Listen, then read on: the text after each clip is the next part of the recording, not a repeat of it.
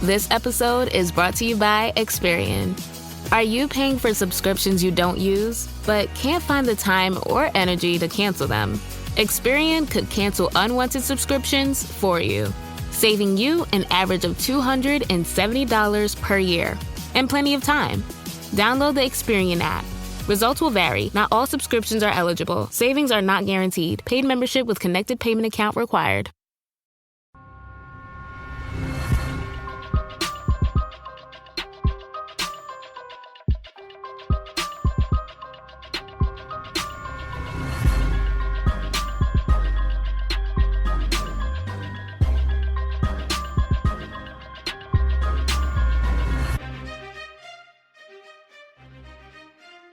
Hey guys, and welcome to the Moms and Murder Podcast, a true crime podcast featuring myself, Mandy, and my good friend, dear old Melissa.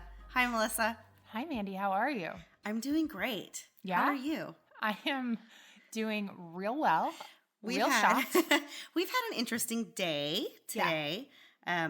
What day is this? It's Friday. It's Friday. So this is a few days before this episode is coming out, but we've had a really interesting day. We were featured in a... Well, we weren't featured. We were mentioned. We were mentioned in a New York Times article. Some of you, if you follow us on social media, you've probably already heard about this. Because we can't shut up. Exactly. But it was a big deal to us. Yeah, and sure. So if you haven't checked that out, then check us out on social media, and you'll see that there. We were mentioned among some other really awesome podcasts in our genre, such as My Favorite Murder, All Killa No Filla, Wine and Crime, and That's Why We Drink, White Wine True Crime, and True Crime Obsessed. So if you guys haven't checked out those podcasts, please go do that. They all work really hard and they deserve the recognition. And we were just so flattered to be among them in a New York Times article. Yeah, we literally stumbled across our names in the article, and we were so excited for our friends and saw our name, and then it was just full-on panic after that. Yes. Just panic. So the article is called The Transgressive Appeal of the Comedy Murder Podcast. And Mandy, what did they say about us?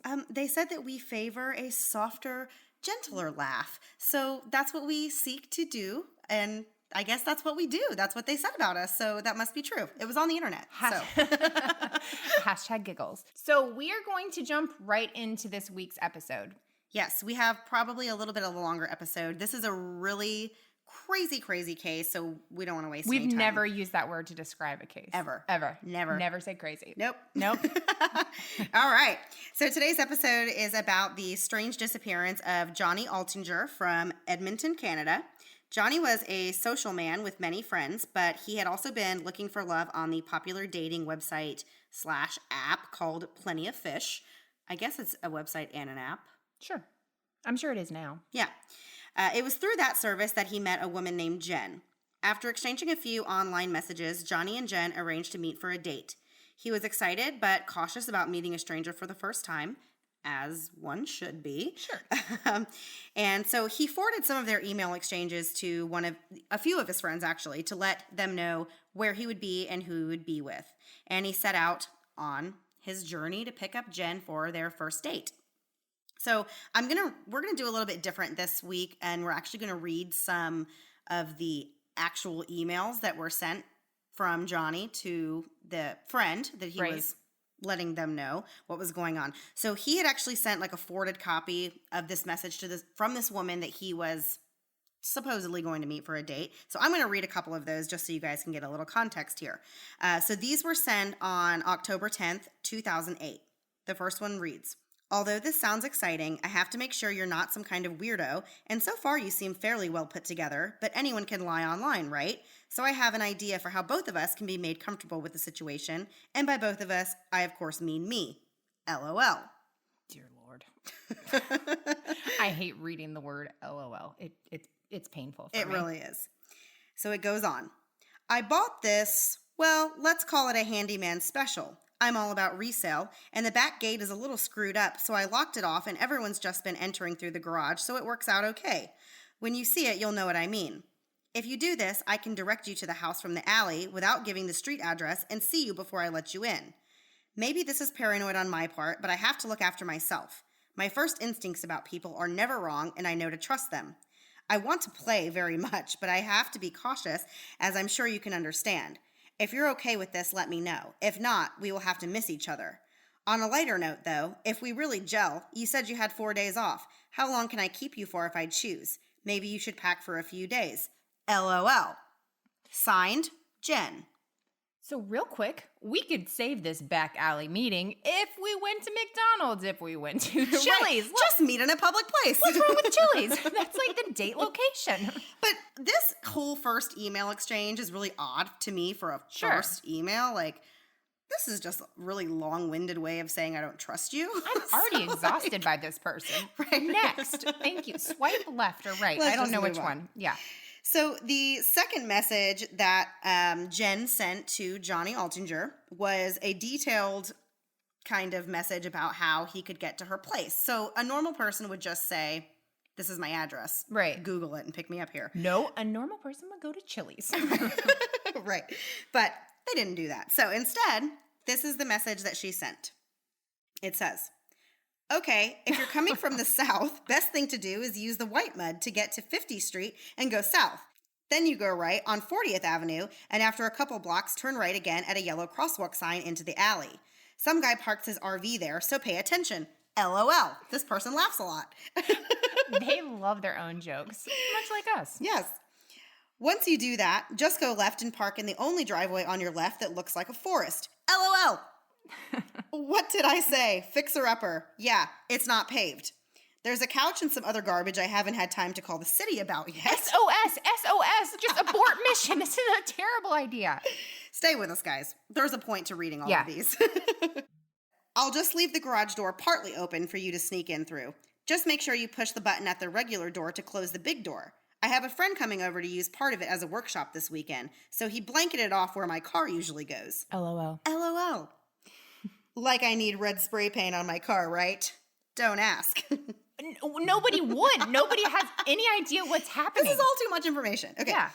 And then it goes on to say, I'm going to be out and about today because my girlfriend just called me and got me into hanging out with her, but you and I can get together at 7. I'll be back by then. Sound good? So these were the two first email exchanges between our subject of our podcast today, Johnny Altinger, and this woman, Jen, that he was going to meet.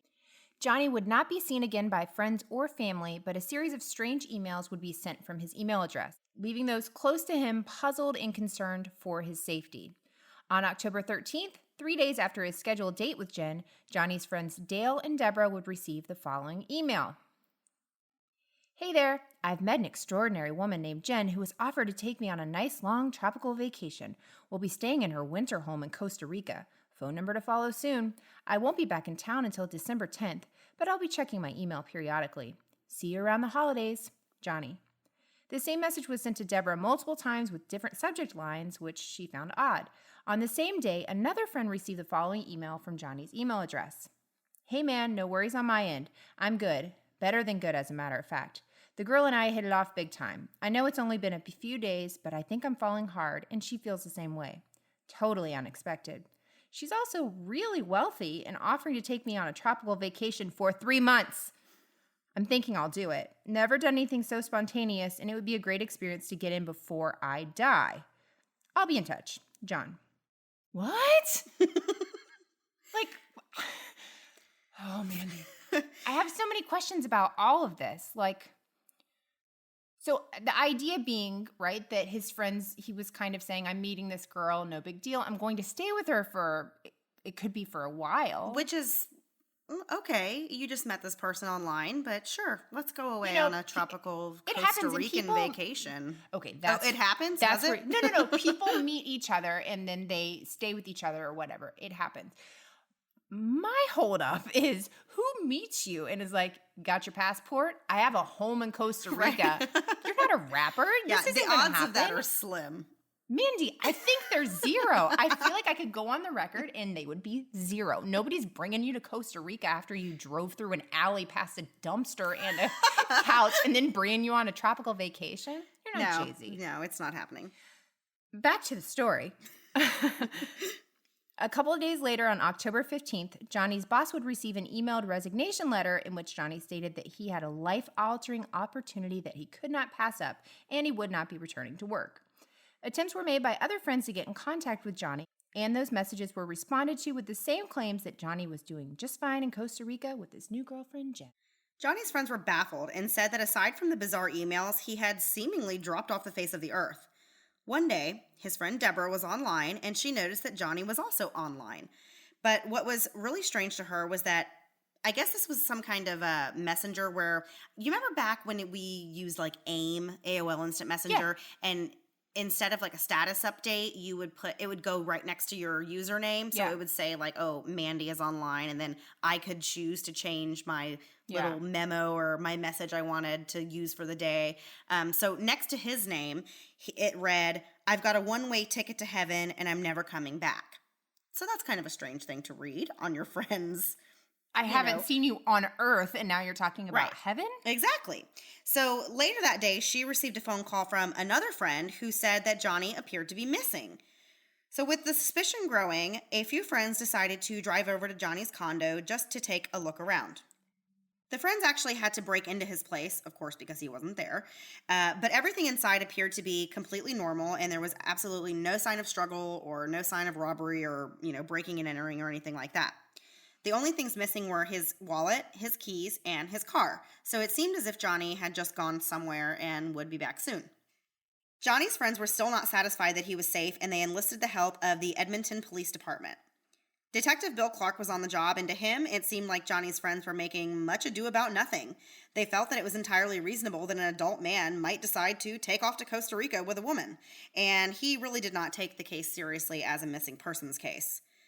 The police station was very busy, and Detective Clark said that unless someone was dead and it was a murder, they didn't really want to be bothered with it, and that they really had plenty to do without investigating what appeared to be a non-crime. So Detective Clark, who had over 30 years of police work under his belt, never suspected foul play at this point in the case. They simply thought that he met a woman online and took off to Costa Rica. And it happens. I mean, running off to Costa Rica, I feel like that one is still pushing it. You would sell your home. You would, you would tie up loose ends before you just took off forever. Well, it's not like he was leaving forever, but it still is weird that you would just say, I'm going away for this 3-month vacation with this person I just met. So yeah, that is definitely a red flag, I would say. If you told me you were going on a vacation for 3 months with someone you didn't even know, I would be a little concerned. Well, let my husband know, because he's going to be real mad. Finally, after 7 days had passed since anyone had actually seen Johnny, the police agreed to open an investigation. They started by trying to find Johnny's car, which was a red Mazda. The first place they decided to look was at the airport, since Johnny said that he was taking off for Costa Rica. Officers drove up and down every parking lot looking for the vehicle, but they didn't find it. Their next move was to obtain airline passenger lists and to comb through them, looking for any evidence that Johnny had gotten onto a plane. But they weren't able to find his name on any of them. And that's important because after September 11th, you remember they got really strict, like you have to sit in certain seats. Like they had, prior to that, it was kind of like a free-for-all on the airplanes. And now it's like you have those lists, they double check them. It's a really big deal. Johnny's friends returned to his condo and began looking through his personal things. They found his passport among his other important files and immediately knew that something was wrong. Detective Clark agreed that the passport was an important piece of evidence because it indicated that Johnny could not have left the country and therefore was not likely to be in Costa Rica, as the emails had stated that he was. Detectives went back to square one where it all began. The emails from Jen outlining how to get to her home. There was no physical address given, but there were specific instructions on how to get there, which was the email that we read at the beginning of this episode. Detectives followed those directions, which led them to a garage that they determined was being rented by a man named Mark Twitchell. He was a successful indie filmmaker on his way up in the industry and slowly gaining somewhat of a celebrity status in his local community. He had recently made a low-budget sci-fi film, and when police contacted him to ask him to come down to open up his garage, he happily obliged their request. But when he got there, he made somewhat of a shocking discovery to him, which was that the padlock on the garage was different from the one that he thought that it was. And he told the officers that he thought someone had either tampered with the lock or changed the lock, and that he could not get in because it wasn't his lock. Right. So that's kind of an interesting coincidence, I would say. So the police asked if they would be granted permission from him to break the lock and go into the garage and look around, and he agreed that that was fine, and that's what the police did. They took a look around, but their initial search really didn't turn up anything. The garage was all but empty and seemed like there was really nothing suspicious or out of place about it. Police were interested in hearing more about what Mark had used the garage for, and they asked him to come into the police station just to answer a few questions. Again, Mark happily agreed, and with a relaxed demeanor, he told police all about his work as a filmmaker. All about it. And how he had been using the garage as somewhat of a soundstage and a place to shoot his short teasers for these films that he was working on. At the time, he was working on a suspense thriller short film, and he told them that he had a crew in and out of the garage, but if anyone really needed to borrow the place, they would have to ask him first, or they would at least let him know that they were going to be there. So he went on to say that he had moved on from the thriller and was now making a full-feature comedy film with a $3.5 million budget, and in the meantime, the garage had been sitting vacant. Investigators were suspicious. It's just that random coincidences are not really usually random, and they were doubtful that Johnny would be given specific directions to Mark's vacant garage if it wasn't intentional. They wondered who this woman Jen was, and they asked Mark if he knew her, but he said that the name didn't ring a bell. When Detective Clark reviewed the tapes from Mark's interview, he felt that there were no signs of deception and that Mark's demeanor was very relaxed and his responses were reasonable. They looked into Mark's production company and found that it was legitimate and it was a successful business. They determined that his story checked out and he appeared to just be a hardworking husband and father. The members of Mark's crew were also vetted and cleared of any suspicion in the case. Detectives were stumped and did the only thing they knew to do, which was retrace their steps and to return to the garage with a search warrant. But the request to obtain a warrant was rejected by the judge, who said that police had failed to prove that there was any crime committed. Detective Clark decided to go straight to the source again and contacted Mark for permission to thoroughly search the garage. Mark was once again very cooperative and had no problem signing the paperwork that would allow the police legal access to his garage. In the meantime, another detective working the case called Detective Clark with some interesting information. He stated that Mark had just told him that he had bought a red Mazda off of someone. Detective Clark was very intrigued by this because this was the same color and make of the vehicle that Johnny owned and that they had been searching the city for. Mark was brought in for further questioning, and again, he did not appear nervous or on edge at all. He calmly explained to the detective that a man had approached him a few blocks away from his garage and was looking to sell his car. He stated that the man told him he had a new, quote, sugar mama, and she was going to buy him a new car when they returned from a vacation that they were going to take. There was supposedly nothing wrong with the car other than it had a standard transmission, which Mark did not know how to drive, but he decided to buy the car anyway and parked it in a friend's driveway. Likely story. You don't seem to be buying that, Mandy. Well, who buys a car that they can't even drive? Okay. Well, I did. I did that. My dad forced me to get a standard for my first vehicle, but he bought it and then just said, "You're going to learn how to drive this." That's what happened to me. But I wouldn't choose to buy a car that I couldn't drive, and especially not if some stranger approached me on the sidewalk and said, "I just need to sell my car, man. Like, can you just buy it?" And like, especially if you're not in the market for a car, and then you find out you can't even drive it. Yeah. Why would you buy it? I know. It just and makes it's very no sense. convenient with this sugar mama very idea. Convenient. It would be different if he said, "I was looking for it, and a friend of a friend told me about this great deal, and this guy." Then you could buy it, but it's very convenient to now have a sugar mama angle to this story. Right. Dear Lord, people. Canadians, get it together. It's just a little too convenient for the circumstances of the case. Right. That would be his perfect story. Right. It just lines up way too perfectly. Right. So patrol units immediately rushed to the address where Mark said the car he had bought was parked, and sure enough, it was Johnny's car. It was backed into the driveway, and there were other vehicles parked next to and in front of it, but otherwise everything looked completely normal. Upon hearing that the car was, in fact, Johnny's car, Detective Clark decided to leave Mark in the interview room alone for a while, just so they could observe his behaviors on camera. Right. Do people not realize they're on tape? You watch these interviews, you watch like the Jodi Arias where she's like doing headstands and singing songs and all kinds of things. You're like, you know that you're being filmed. Yeah. Right. It's very. They're watching you. You're at a police station. Listen to our show. You will learn. Right. So while Mark was alone, he placed a phone call to his wife where he could be heard saying, "It turns out this car does belong to the missing guy, and it's a huge deal." He then tells her that he's so tired and it's so hard for him to remember things. Detective Clark was on to Mark by this point and knew that his story was bogus, but it was still too early in the investigation to really come at him hard with interrogation. And he thought that Mark was smug and felt that he was a dumb cop that could be easily played and manipulated. When the detective re-entered the room, he began asking Mark more specific details about the day that Johnny disappeared, but surprisingly, Mark had little memory of that day, and he was unable to even tell the officer what he had eaten for lunch. I can tell you every day, scraps. My kids scraps.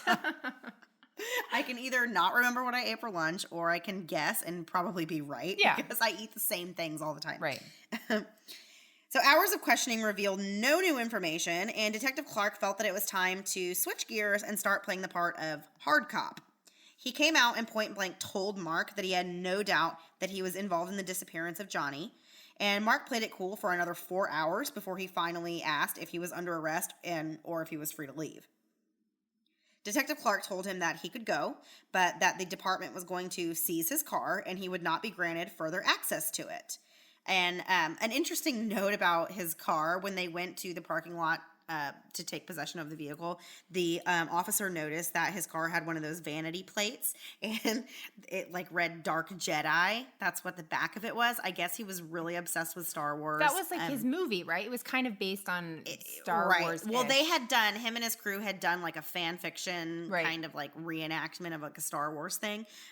But you're really into it if you get a vanity plate that says Dark Jedi. Like I needed another reason to not like Star Wars. Sorry, Matt Norton. Yeah. Sorry, several people, including my brother-in-law. It's been a while since I've had a baby of my own, and some days I miss it so much.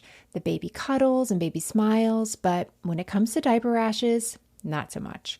I remember the first time my oldest had a diaper rash, I was really devastated. Here's this tiny thing totally dependent on me, and now she's fussy and obviously uncomfortable, and I'm supposed to have the answers. Well, with time and treatment, it went away, but what I really wanted was to avoid it altogether. And now, baby butts rejoice. New Huggies Skin Essentials are here, a brand new dermatologist-approved line of diapers, wipes, and pull-ups training pants, all designed with baby's sensitive skin in mind. The wipes are thick and have zero harsh ingredients for a great, gentle clean. Pull-Up Skin Essentials has got your big kid covered too, with a training pant that's ultra soft and breathable to help protect sensitive skin throughout potty training. Whether you're a first-time parent or a seasoned pro, make it easy on yourself and your baby with Huggies. Learn more at Huggies.com. Once again, head to Huggies.com to learn more. Detective Clark had a hunch that Mark may have murdered Johnny and filmed it, and he was hopeful that they would find evidence to support the theory when they searched the garage. They also searched his home and vehicle, mostly looking for homemade videotapes, but instead they discovered an affair, and when Mark's wife found out about it, she kicked him out of the house. That's like some real detective work. It turns into an episode of Cheaters halfway through this. Where's Joey Greco when you need him?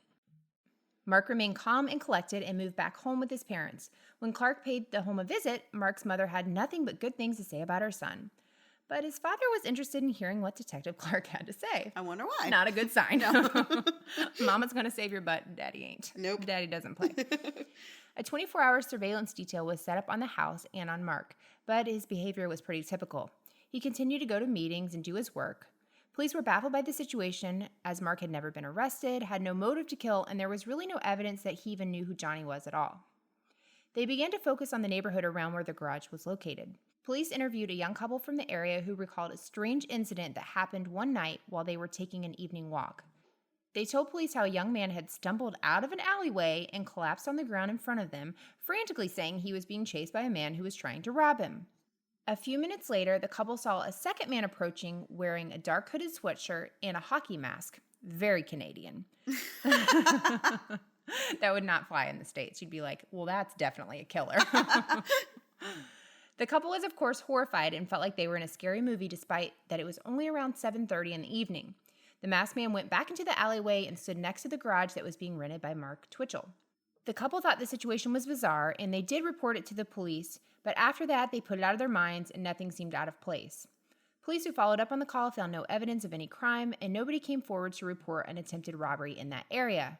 They cross-referenced the dates that couple had given them for when this had actually happened, and the date of Johnny's disappearance, and it was unfortunately not related, as this incident had happened a week prior to Johnny going missing. But how terrifying. And I saw something where the couple were talking, and she wanted to not be involved and he wanted to. Well, because at some point they thought that it could have been like a ploy to actually rob them. That would be smart people. I've definitely heard of that happening where they create like a distraction. And so they will have, you know, a person on the ground saying that they need help or being robbed. And then next thing you know, their partner is actually coming up and attacking you. Yeah. So that's kind of what they thought was going on. And so she was scared. The husband wanted to kind of step in and help a little bit, but she was kind of thinking like, well, if these men overpower my husband, then what am I going to do? Yeah. You know, it makes total sense. Right. Like, and you hate to be like that because you want to be a good Samaritan and you want to help, but ultimately you do have that in your mind. Like, this could turn around and not be what I think it is. Right. And you're in serious danger. But then on the flip side of that, it's like if you don't help and then something happens to this person or it ends up being like actual crime that's being committed,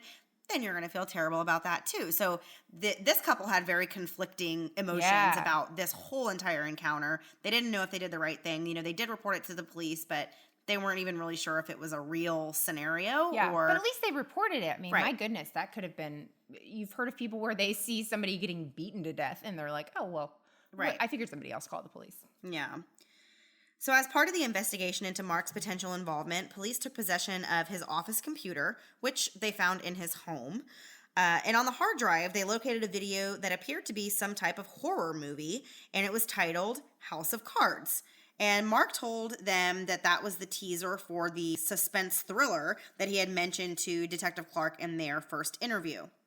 The premise of this short film was that a killer poses as a woman online to entrap his victim, and when the victim arrives at the meeting place, he is met with a stun gun before being murdered and cut into pieces. The victim in the teaser was played by a Canadian comedian named Chris Hayward, and the killer was played by Robert Barnsley. When police tracked these men down to question them, they were told that Mark was a normal, pleasant guy just trying to make a film, and Robert stated that he had a great time playing a serial killer in the short film. As detectives continued their thorough search of Mark's computer hard drive, they discovered that he also had a fake Facebook account under the name Dexter Morgan. Does that sound familiar to anyone? It should. Yeah. And so this Dexter Morgan account that he had befriended a woman from Ohio named Renee. She was an animal trainer and an aspiring filmmaker who, by her own admission, sometimes had dark thoughts and was evidently fascinated by the TV show Dexter. She told detectives that she initially thought she could actually be befriending Michael C. Hall, the actor who played Dexter. Okay, does anyone not know how social media works? Like, you don't just go on Facebook, find a profile that says Dexter Morgan, and think you're friending an actor. Look for the blue check mark. Right. The blue check mark if they're not verified is there to protect you. Yes. And them. Well, Chris Pratt just came out recently, and I guess there was some fake account going around that was like trying to get women to send him inappropriate pictures of himself, and he had to go out and like say, Chris Pratt's going to be prowling the internet for women to send him pictures. I know. I love Chris Pratt, and I'm so sad that he and Anna Faris broke up. It's a whole problem for me. But he had to actually make a big statement, come out and say, hey, if you don't see a blue check mark by my name, it's not me. So also, I'm not going to contact you and ask you for photos. Also, I don't need this in my life. Thank you. Right. So Renee said that she had flirted back and forth with the person behind this Facebook account and eventually asked him to reveal who he really was, at which time she was told that his name was Mark Twitchell and that he was a filmmaker and wanted to possibly work with Renee professionally. Mark and Renee would have hypothetical conversations about how to be a good serial killer, and she alleges that Mark told her that you just do it like Dexter. Oh yeah, super easy. Just do it like Dexter. Basically the Nike check mark, but with Dexter at the end. Just do it like Dexter. They became close friends, speaking every day online until one weekend when she didn't hear from him at all until that following Monday. When he finally wrote to her, he said that he had something else keeping him busy and that he was afraid to tell her about it. But he said, suffice to say, I crossed the line on Friday and I liked it. For somebody going through all this trouble of doing all these, like, creating all these scenarios, you sure are just going to blabber all over the internet about it. Yeah. I have so many thoughts, but I really want to get that. I want to get the rest of this, some more of the story in before I say them because I don't want to give too much away. But I clearly don't care. This guy thought he was real smart and he wasn't. By this time, it was Halloween, and Mark was busy creating his own custom Iron Man costume for a party. His wife had left him, and he had cops trailing him everywhere he went. Before he could go to the Halloween party, he had business to take care of, and he decided to walk to a coffee shop to meet up with some potential financial investors. On his walk, the SWAT team moved in and arrested him. He was charged with murdering Johnny, and police held a press conference stating that they had a lot of evidence to suggest that Mark idolized the character Dexter. In fact, they had even found a status update on Mark's Facebook page that said, Mark Twitchell has way too much in common with Dexter Morgan. Except the intelligence. Well, and a terrible final season. That thing was garbage. There were plenty of people that did not share the same belief that Mark had committed murder against a complete stranger. Rumors flew that Mark may be pulling some sort of a hoax or a publicity stunt, with a few people that knew him saying that he was a real prankster and he was very clever. What these people didn't know, though, was that police had found a laptop inside of Mark's car that had a deleted temporary file on the hard drive. The contents of that file were shocking and would rock the entire investigation. It was a 40-page long manuscript titled SK Confessions, which I can only assume stands for Serial Killer Confessions. Was no one going to put that together? That's not Right. like really the That's greatest not a code. secret. That's No. not a code, No. genius. No. And it was a first-person account written from the perspective of a serial killer. Or an SK. Or an SK. It was filled with outrageous parallels to Johnny's case, and detectives knew that they were really in a unique position because they believed that they had discovered what was essentially a full, detailed written confession, but considering that Mark was a filmmaker, they suspected that he would try to explain it away as just another movie plot that he was working on.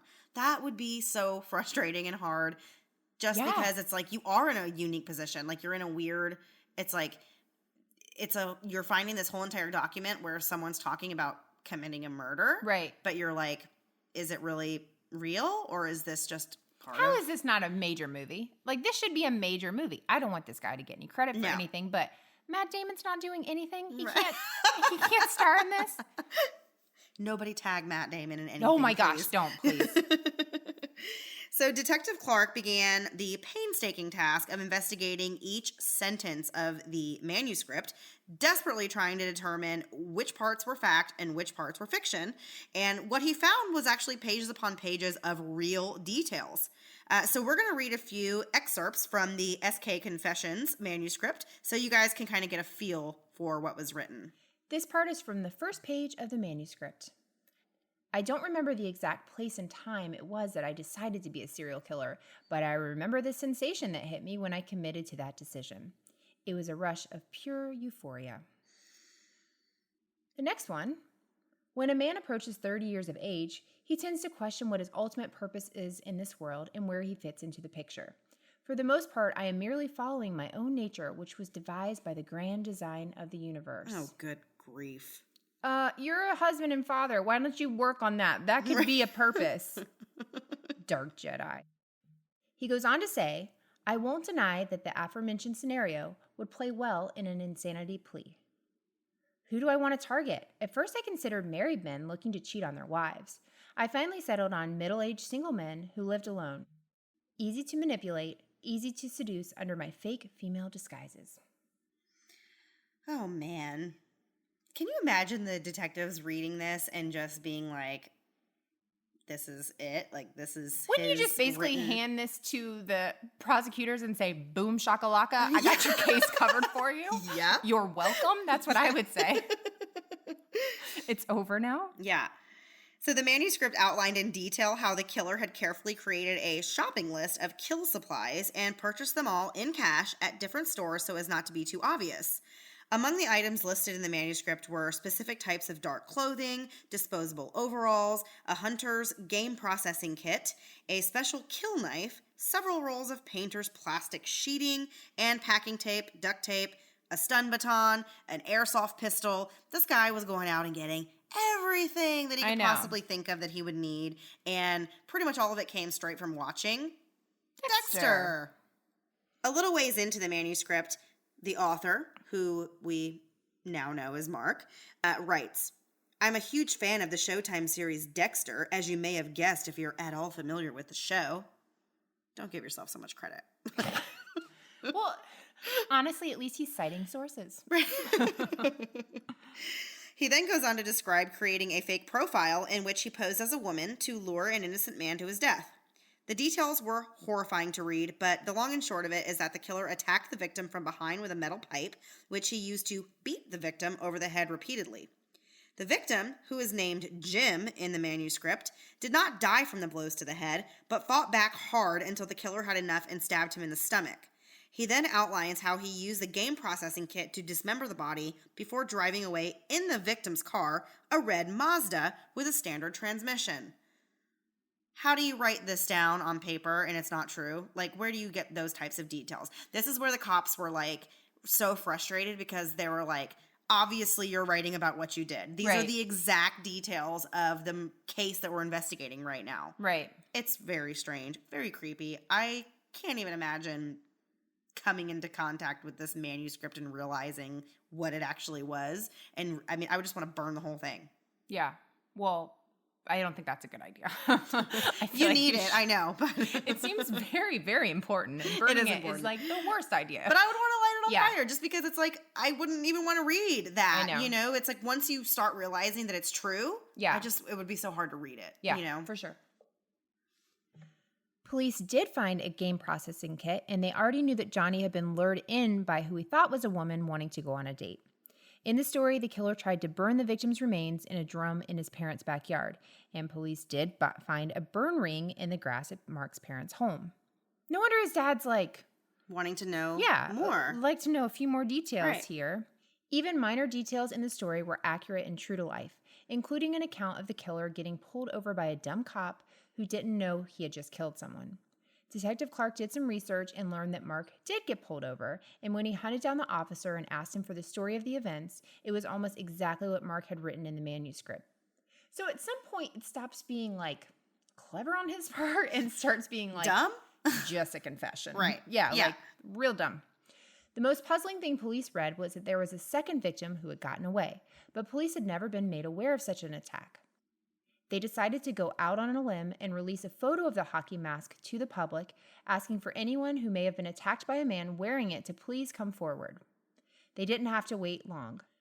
That same evening, Jill Tetreault came across the article online and knew instantly that it was about him. When he contacted police, it became clear that Jill was the man who stumbled upon the couple walking in the neighborhood of Mark's garage just a week before Johnny went missing. Jill told the detectives his story of what had happened to him that night. He had met a woman online who said her name was Sheena. He enjoyed their conversation and thought she was an intelligent woman, and he wanted to meet in person for a date, which is what he thought he was doing when he showed up to Mark Twitchell's garage. He was attacked from behind by a man who we now know as Mark, stunned with a stun baton, beaten, and threatened with what turned out to be a plastic gun. So Jill actually said that the best moment of his life was feeling the plastic Can you imagine? on his head and realized, I wouldn't have put that together. Right. Never. I would have still thought, but like to be that confident and to be like, oh, you know what? I'm going to be able to try and do something. Right. Well, I have a because chance. if you realize that and you realize like the gun is not real, like that's your shot. That's all you got. Saving yourself. Like they're not going to shoot you and kill you at that point. Like you have a chance to overpower this person or to try to anyway. In the words of Eminem, you only got one shot. Or you only get one shot. Jill feared for his life, but he managed to escape the garage twice, the second time being when he stumbled in front of the couple walking. So we watched a couple of documentaries on this. There was a Dateline, and there was also another one I found on YouTube that was from a Canadian network. We'll link those in the show notes. I don't exactly remember what it was called. I'm getting it confused with Canadian True Crime, which is a podcast. That we love. Because it was kind of close to that, but it wasn't that. It was something like Canada, True Crime Canada or something. We'll put it in the show notes in case. But it was True Crime Canada, eh? In those documentaries, this man, Jill, talked about his experience with the kind of attack that he experienced. Right. And he kind of said that it was just a really crazy struggle, and he didn't know. I mean, he feared for his life. He didn't know if this person was going to kill him or not. It was kind of one of those things. You think you're going to go do one thing, and then next thing you know, you're in this terrible situation. Right. And he said he realized at one point that there was no date, and that this was all a setup, and that he was lured there and to be attacked, and he didn't know if it was for financial gain on this part. He didn't know if he was being robbed. He didn't know if it was just for a murder. He didn't know what was going on. And the struggle was crazy that he had to endure. He kind of, he was beaten, punched in the head. He kind of was able to get away the first time, and then Mark actually chased him out the first time and pulled him back by his feet back into the garage. And so he said in these documentaries that he felt like whenever he was pulled back into the garage after escaping, he thought that was it. Like, there's no way he's going to be able to escape again. And keep in mind, he's already been stunned with a stun gun. And so that takes away a lot of your muscular function for a short period of time. It really affects your everything. Yeah. So his legs weren't even really working. He was completely running on adrenaline. Yeah. And so the fact that he managed to escape twice really is incredible. Yeah. It's kind of miraculous. And so he was very lucky to get out of the situation. Right. He did not report that to the police, though. And that was kind of where that's where the missing link was with the story, when the detective said that in that manuscript they found, they didn't, there was accounts of a second person being attacked. They didn't know. Turns out it was him. Yeah. And he never did go to the police. He said that he wanted to just put it behind him. He didn't want to think about it anymore. And that was kind of that. Yeah. And so that was the reason why they didn't know about it until then. So after the incident, Joe went back online to find the profile of the woman that he thought he was going to be meeting, but to his surprise, everything was gone. There was no profile. Everything had been deactivated. There was no evidence of anything. And like I said, he didn't report the incident to the police. So with this new information, police now had evidence that everything written in SK Confessions was true, except they just had one problem. There was no ending to the story. They had been brought right to the brink of learning what Mark had done with the body of his victim before the manuscript ended completely unfinished. Detective Clark was frustrated, but the team of police continued to look for the evidence that they would need to convict Mark in the murder. After a little searching, detectives discovered an updated version of the manuscript, and in it were clues as to the possible location of Johnny's remains. In addition to the attempt made at burning the remains, Mark also contemplated throwing them in the Saskatchewan River, but he was scared someone might see him, so he settled for throwing the remains down one of the many storm drains in Edmonton. Detective Clark became obsessed with solving the case and finding Johnny's remains, and he pulled off every manhole cover he could, but sadly, he found nothing. A year and a half passed, and Mark was in jail awaiting trial when he made a phone call to detectives telling them that he wanted to give up the whereabouts of Johnny's remains. He submitted a printout of a Google map with a handwritten note on the bottom. The location that he claimed the remains were in was just a block south of his parents' home in an alley. When police arrived at the location, they realized that it exactly matched the description for what was written in SK's confessions. Hey guys, as you know, I'm someone who loves knowing a little about everything. I love the news, I love entertainment, I love it all. But sometimes I don't have enough time to get all the information, all the little details and the minutia of everyday news because my goodness, it's constantly going. But thanks to the Newsworthy podcast, I can get all I need in little bite-sized pieces. So if the stress of the news is getting you down, but you still want to know what's going on in things like the election, check out the Newsworthy. And in these 10-minute episodes, they're just on the go listening. I can listen to it quickly on a walk, on my way bringing my kids to or from school or one of their activities. When I'm in line at the grocery store, there's never a wrong time to listen to the Newsworthy. But if you feel bogged down by the news and kind of the negativity of it, but you still want to be informed on what's going on, the Newsworthy is the place to do it. Erica at the Newsworthy is an independent journalist, and her team does really all the hard work and research for you. I love that the episodes are so well-rounded, and there will be fun stuff like tech or big stories, but the way Erica gives this, efficient and neutral overview of the news, and in just 10 minutes each weekday, it's perfect. Just search The Newsworthy in your podcast app or go to thenewsworthy.com to start listening. Again, search for the podcast The Newsworthy, 2 words, The Newsworthy, to make staying informed easier and more enjoyable every weekday. Really no surprise there probably to them because everything was accurate from that. So I'm sure they weren't surprised, but it was just another one of the nail in the coffin type of things, For sure. They located the remains of Johnny Altinger in a storm drain about half a block up from where they had stopped their search a year and a half earlier. That is awful. I know, because they said that they had searched that whole entire area back when the case was fresh and had just happened, and they didn't find anything. Right. And they had even searched in the storm drains that were in that alleyway. And so it just is really unfortunate. Although, I mean, of course, I'm glad that they found him eventually. But I can imagine just how frustrating that would be. And for the family and everything, like having his remains, knowing where those are, there is something to be said for that. Right. And you'll hear people say that all the time. Detectives were curious as to why Mark would suddenly come clean about the location of the body right before his trial was set to begin.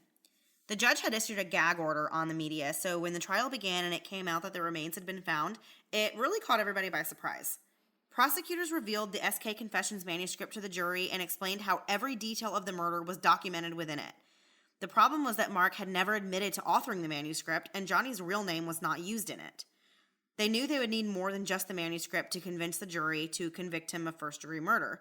So police went back to the garage again, and this time they sprayed everything down with luminol, which is, if you watch, I mean, even if you just watch Dexter. Anything. Yeah, since we're talking about Dexter. But that's the thing that they use to, it makes the blood glow, or anywhere the blood used to be that was cleaned up. If you spray it with luminol, it will glow, and so that's how police can determine if there was a crime or if it's committed, been cleaned up, or if it's that's been cleaned still up. there. Mm-hmm. Right.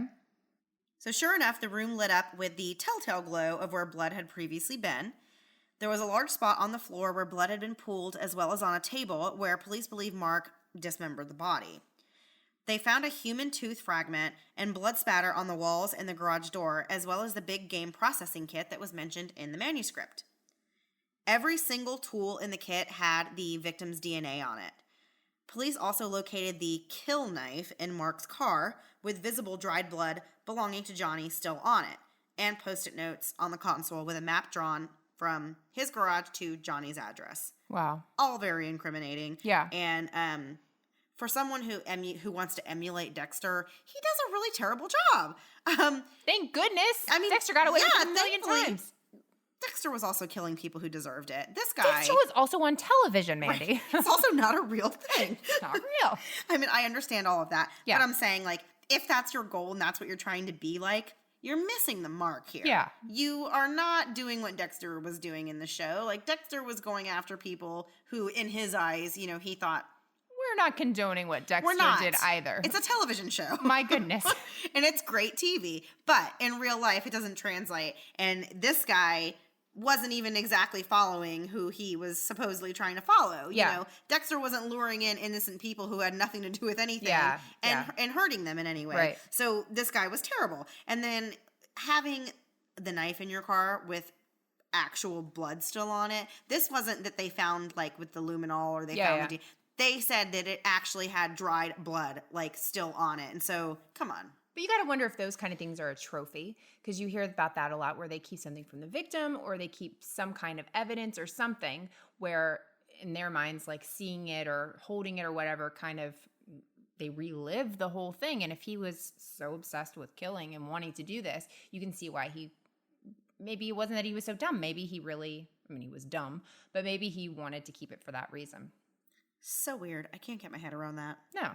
Well, thank goodness. You'd be a real wackadoo if you did. During the trial, Mark's friends and coworkers were called to testify, and they were all apprehensive and feared for what Mark might do if he was acquitted.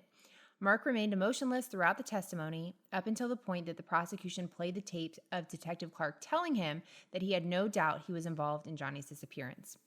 Mark became visibly upset and so hysterical that the judge dismissed the court for a break so that he could regain his composure. But Mark was still shaken up when court resumed. He turned to look at Detective Clark and told him that he was sorry for lying to him, which baffled authorities because that's not typically something you see from a defendant in a murder trial. Like, all of a sudden you have a conscience? Right. Weird. Something triggered it in him that he was suddenly so remorseful. I don't believe it. No. The defense only called one witness to the stand, Mark Twitchell himself, and everyone was on the edge of their seats waiting to see what he would say. Right from the start, he admitted that he had killed Johnny, but in a shocking twist, he claimed it was self-defense. That is so offensive. It is. Absolutely, it's offensive. He told the jury that he had created this idea that he could blend fiction and reality so closely that everyone would be fooled into thinking that fiction was reality. Okay. He alleged that House of Cards and SK Confessions were to be the building blocks to a new online entertainment concept that he was working on, and that to generate publicity, he needed to manufacture an online urban legend by doing a series of staged attacks identical to ones depicted in his movie and novel. He called this multi-angle psychosis layering entertainment, or MAPLE. Again, very Canadian. Very Canadian. He claimed that the attacks on Jill and Johnny were fake and that he intended to let them go in hopes that they would tell people about what happened to them, so that when his movies and novel were released to the public, people would be wondering if it was fact or fiction. This whole entire thing confuses the crap out of me. I know. I don't understand any of this. I don't understand this. But you still had to do this to these people so they could, Right. So he really attacked them. Right. But then his whole thing was to let them go so that they would go out and say, I was attacked in this way. And then when the movie came out, people would be like, well, there was actually real attacks that were like this. And so they would be scared. I don't know. I don't get it. It really is confusing. And I don't understand Maple. And I don't understand any of it. Matt Damon doesn't have to do this to sell movies. I can tell you that. Exactly. Mark said that Johnny didn't get the joke. Gee, no kidding. I wouldn't take it as a joke either if somebody attacked me in that way. Would you, Melissa? Never. Okay. No. But it's so gross that he would say that. Like, It oh, is. he didn't get the joke. Right. No. This is not a joke. Yeah, no. Right. No, it is. It's really disgusting and sick. So he says that Johnny attacked him with a pipe whenever he was Realized that being it wasn't a attacked. joke. Yeah. Right. I don't even get it. So a struggle, of course, ensued, and Mark claims to have accidentally stabbed Johnny in the scuffle, and then he panicked, and then he dismembered his body and disposed of it in the sewer? Because that makes total sense. Yeah. Next logical step is those terrible things. Right. In hindsight, attorneys said that this defense was actually genius because Mark had found a way to describe an entire police investigation that incriminated him in order to get acquitted. Thankfully, the jury saw right through the whole entire twisted plot and returned with a guilty verdict. Jill was in the courtroom when the verdict was read, and he recalled a special moment that he had with the victim, Johnny's mother. She turned around to look at him, grabbed him by the hand, and said that she was so glad that he was still alive. When I heard him talk about that, I was in tears. That is so crazy. And like he said, you know, he didn't know how Johnny's mom was going to feel towards him. Because, you know, she could have had the feeling that, why did you live through this? And my son was killed. Mm-hmm. So I have goosebumps even just saying it because it's just so, it's really is such a sweet ending to the story that it was kind of closure for both of them, kind of a way to put it all behind them. Right. And that's what Jill said, was that he couldn't have asked for any better closure than to have Johnny's mom saying, you know. Well, you'll hear about that where people feel guilty that they're survivor's guilt. Right. That they made it through, and then why them and not this person, but for his mom of all people to say, I'm so glad you're here. Right. Oh, say that without crying. I know. I was really broken up. Yeah. So Detective Clark, of course, was thrilled with the outcome of the trial, and he said that he was confident that they caught a serial killer on his first kill, and he definitely would have done it again. Oh, yeah. If he had gotten away with it. Mm-hmm. He would have gone out and, you know, lured in another victim in the same way, pretending to be a woman online, and you get them to come to a location, and then you do whatever sick thing you have in mind for them. Right. So yeah, I agree that I would agree with his statement that they caught a serial killer on their first kill, and I guess that's all you can hope for whenever you're a detective. Yeah. So since Mark has been in prison, he has joined a special dating website for inmates. Melissa, this is right up your alley. I'm so excited. Love After Lockup is my favorite show in the world right now. It's far surpassed 90 Day Fiancé. And there's only 2 episodes or 1 episode left. But it's all about marrying people who are coming out of prison. Right. Well, it's a hot mess. He could be on this show. Mark Twitchell could be on the show. I don't want him on there. Plus, you have to be able to, like, get out of prison to be on this show. Right. Well, I'm going to read his bio about himself that he wrote for this dating website. Please because it really is, after everything that you now know about him. Right. This is all just so ridiculous and disgusting. So we'll end it on that, and then we'll do our little segment at the end. Yay. So Mark Twitchell's prison bio for dating. If anyone's interested out there, I'm going to read it for you. No, you're not interested. Do not contact him. This is a PSA. No, we're not giving the address. No. So it says, I was tentative about reaching out because I thought I couldn't offer much and doubted anyone could look past my reputation to see the human being. But trying is definitely worthwhile if it means finding just one meaningful, mutually fulfilling friendship. My crime doesn't define who I am or represent me at all. I've made some terrible, regrettable choices in the past, and I've come to terms with the consequences. Now I seek to infuse purpose into my life. Connection is a huge part of that. My creative engine never slows, so I produce artwork constantly and craft novels or screenplays to manifest my relentless imagination. I'm insightful, passionate, philosophical with a great sense of humor. I enjoy tennis, chess, and clever storytelling. I love the rain and the music of artists like Sia, Jackie Evancho, and Arcade Fire. I'm looking for an interesting, intelligent, open-minded, delightfully imperfect woman to relate to and share amusing observations with, as well as potentially a long weekend every few months if it gets there naturally.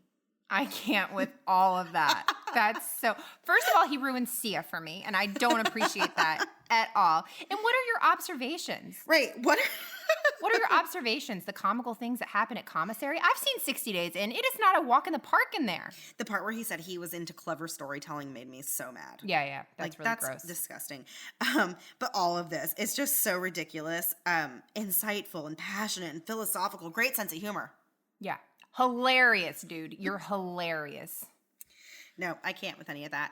But so that's the story of Mark Twitchell and the sad story of Johnny Altinger, who lost his life to a complete creep who was trying to emulate a TV show character. Yeah. So we hope you guys enjoyed the episode this week.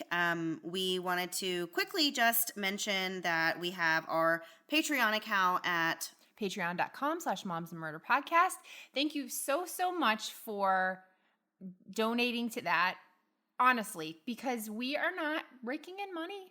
No, honestly, we're not. Which not in a complaining way whatsoever. Everything we're getting, we're putting back into the show. And so it's so nice to not have the financial burden of trying to put all this stuff out there because people have been so helpful and generous to us. So we're super thankful. Yeah, and it's great to be able to put things back into the show. Absolutely. To give back to you guys. And we really enjoy doing that. So every little bit helps, and we really do appreciate everybody who is giving to wonderful. Us. And but from that, we've gotten some more merch that Mandy has been working on for our little merch store. We've kind of revamped it, Mandy. We do. We have a whole new design now.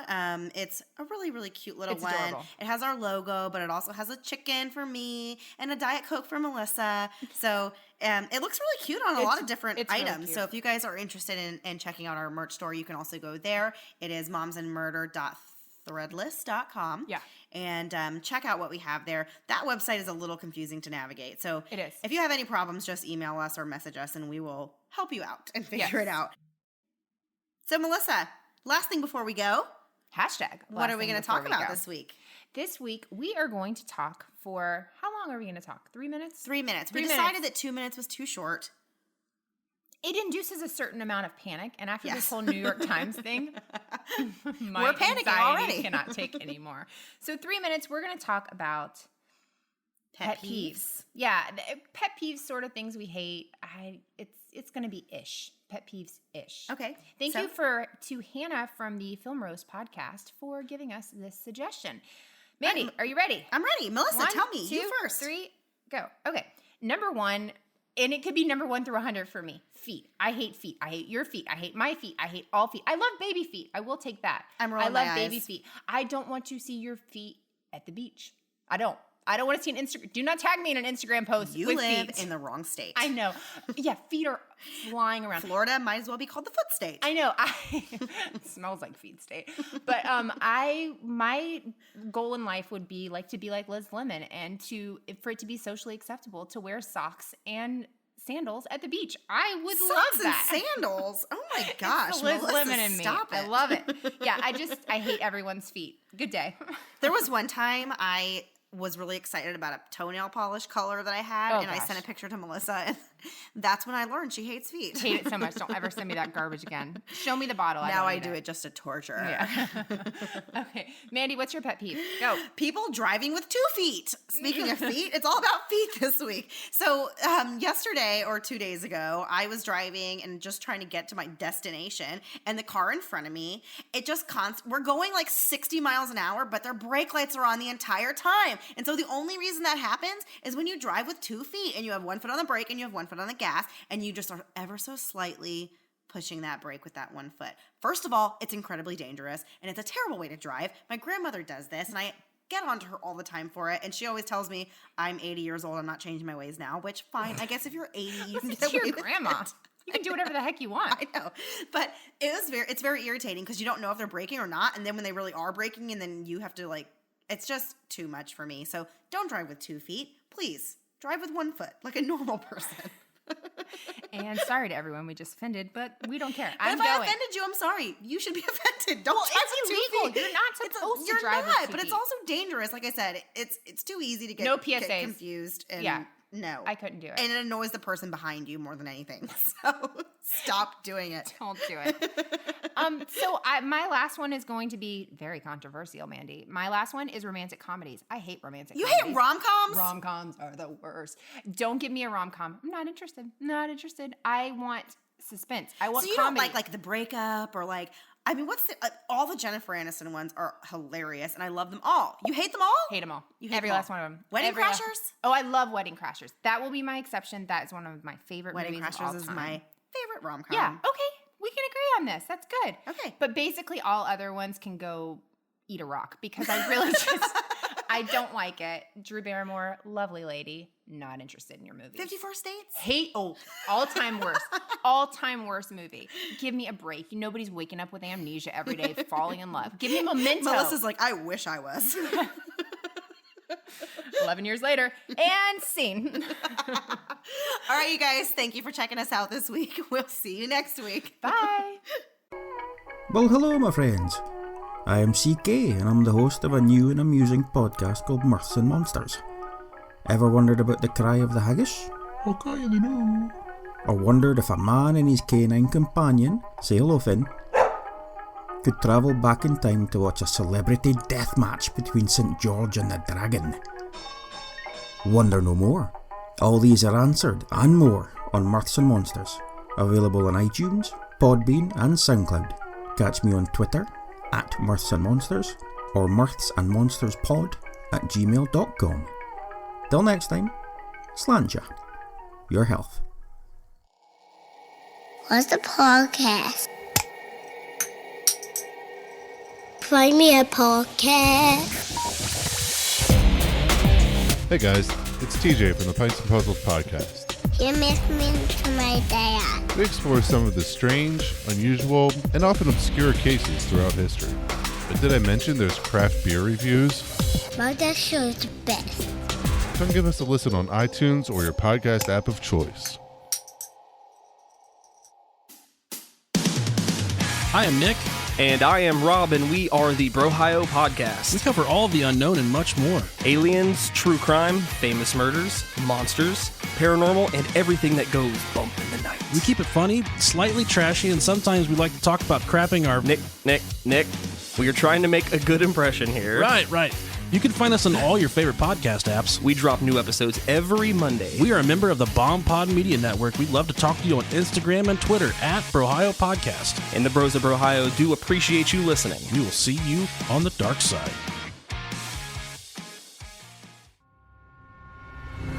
Thanks so much for listening to the Moms and Murder podcast. Make sure to check back with us next week for a new episode. You can also find us at momsandmurder.com, where you can connect with us via social media. Please make sure you subscribe and give us 5 stars, because giving us 4 stars would be a crime. Thanks so much.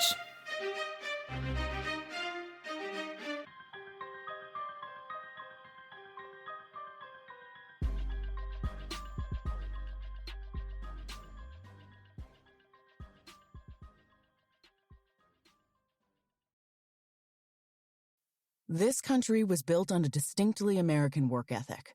But today, work is in trouble. We've outsourced most of our manufacturing to other countries, sending away good jobs and diminishing our capability to make things. American Giant is pushing back against that tide. They make the kind of high-quality clothing staples you need for a comfortable, stylish, and active summer wardrobe, like vintage-style tees, tough tank tops, breathable polos, lightweight sweatshirts, shorts, and so much more. All made right here in the USA, from growing the cotton to adding the final touches.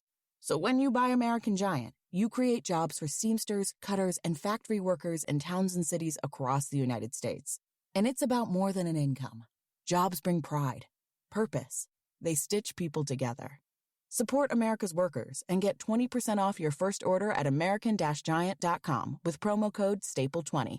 That's 20% off your first order at american-giant.com, code STAPLE20.